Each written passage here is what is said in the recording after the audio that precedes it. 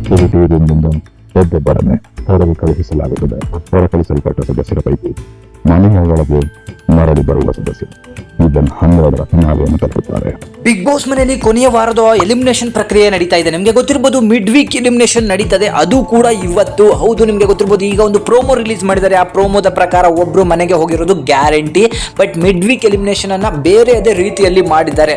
So ಮಧ್ಯರಾತ್ರಿಯಲ್ಲಿ ಮಲಗಿದ್ದಂತಹ ಎಲ್ಲ ಕಂಟೆಸ್ಟೆಂಟ್ಗಳನ್ನ activity ರೂಮಿಗೆ ಕರೆದಿರುವಂತಹ big boss ಅವರು ಅಲ್ಲಿ ಒಂದು ಶಾಕ್ ಅನ್ನ ಕೊಡ್ತಾರೆ.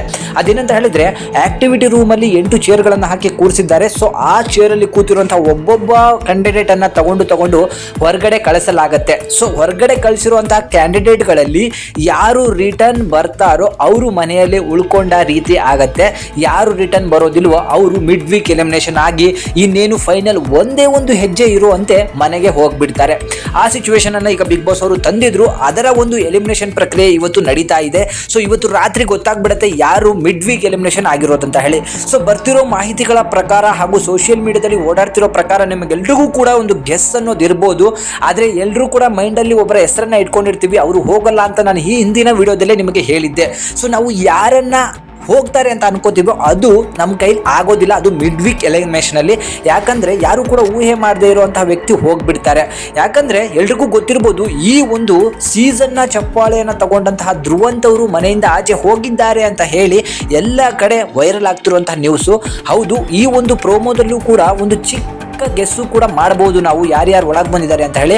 ಸೊ ಇಲ್ಲಿ ನೀವು ಅಬ್ಸರ್ವ್ ಮಾಡಿ ನೋಡಿದ್ರೆ ಅಶ್ವಿನಿ ಮೇಡಮ್ ಅವರು, ಗಿಲ್ಲಿ ಅವರು ಹಾಗೆ ರಕ್ಷಿತಾ ಅವರು, ಇವ್ರು 3 ಜನ ವಾಪಸ್ ಬಂದಿದ್ದಾರೆ. ಸೊ ಇದನ್ನ ನಾವು ಅಬ್ಸರ್ವ್ ಮಾಡಿ ನೋಡಿದ್ರೆ ಗೊತ್ತಾಗುತ್ತೆ. ಆದರೆ ಕೊನೆಯಲ್ಲಿ ಉಳ್ಕೊಂಡಿರುವಂಥದ್ದು ಸೊ ರಘುವಣ್ಣ, ಕಾವ್ಯ ಹಾಗೆ ನಮ್ಮ ಧ್ರುವಂತ್ ಅವರು. ಸೊ ಈ ಧ್ರುವಂತ್ ಅವರು ಮನೆಯಿಂದ ಆಚೆ ಹೋಗಿದ್ದಾರೆ ಅಂತ ಹೇಳಿ ಹೇಳಲಾಗ್ತಿದೆ. ನನ್ನ ಪ್ರಕಾರನೂ ಕೂಡ ಧ್ರುವಂತ್ ಅವರೇ ಹೋಗಿದ್ದಾರೆ.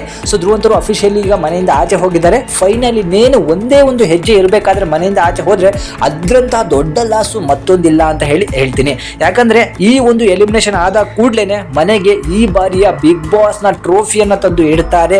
ಅದನ್ನ ನೋಡಿಕೊಂಡು ಈ 3 ದಿನವನ್ನು ಕೂಡ ಕಳಿಬೇಕು. ಅದು ಕೂಡ ಸಿಕ್ಕಾಪಟ್ಟೆ ಎಂಜಾಯ್ ಮಾಡಬಹುದು ಒಳಗಡೆ ಇರುವಂತಹ ಟಾಪ್ 5 ಕ್ಯಾಂಡಿಡೇಟ್ಗಳು. ಸೊ ಈಗಿರುವಂತಹ ಟಾಪ್ 5 ಕ್ಯಾಂಡಿಡೇಟ್ಗಳಲ್ಲಿ ನಿಮ್ಗೆ ಗೊತ್ತಿರಬಹುದು ಕಾವ್ಯ ಅವರು ಈಗ ಚಾನ್ಸ್ ಅನ್ನ ತಗೊಂಡಿದ್ದಾರೆ.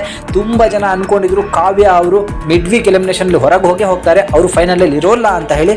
ಬಟ್ ಇಬ್ರು ಲೇಡಿ ಕ್ಯಾಂಡಿಡೇಟ್ ಈಗ ಫೈನಲ್ಗೆ ಆಯ್ಕೆ ಆಗಿದ್ದಾರೆ ಅಂತಾನೆ ಹೇಳ್ಬಹುದು.